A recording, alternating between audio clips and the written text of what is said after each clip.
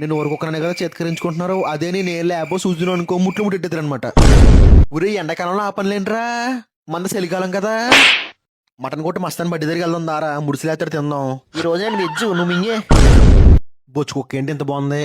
రాయితే ఎత్తారేటండి, నేను మీకోసం రాలేదు, మీ పప్పి కోసం వచ్చాను. మాలాంటి లోకల్ బ్రీడ్లు పెంచుకోమంటే పెంచుకోరు, ఎక్కడో ఫారెన్ బ్రీడ్లే కావాలంటారు.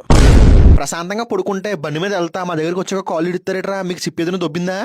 పక్కేదిలో భోజనం అంట, సరదాగా వెళ్దాం రండి. నేను ఫోన్ చేస్తాను. ఇటు నువ్వు భోజనం చేస్తావా, అయినా పర్లేదు వెళ్దాం. ఊరే మొన్న మనల్ని కర్రతో కొట్టినోడు సింగిల్ గా వెళ్తున్నాడు, త్వరగా రండి, రౌండ్ అప్ చేసి కలిసేద్దాం. మేము కూడా కుక్కలమే సార్, మమ్మల్ని కూడా ముద్దెట్టుకోండి, ఆటలనే కాదు. ఊరే ఫాస్ట్ రావాలి మీరు, పక్కేది నుంచి రెండు కుక్కలు వచ్చినాయి, రౌండ్ అప్ చేద్దాం రండి. ఊరే మొన్న నైట్ టామీ అక్కడ రోడ్డు మీద పడుకుంటే ఎవడో బండి మోచి తాగిచ్చాడంట. నా మట్టుకు నేను పార్క్ లో పడుకుంటే రాయిచ్చి కొడతారా.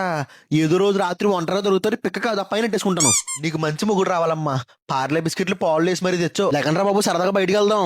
ఎప్పుడు పడుకుని ఉంటారేట్రా, ఎండాకాలం కదండి, మంచిలతో పాటు లస్సీ కూడా పెడితే బాగుంటది. నువ్వు అసలు మా జాతిలో పుట్టాలి, అనుకోకుండా మంచులు పుట్టేసో.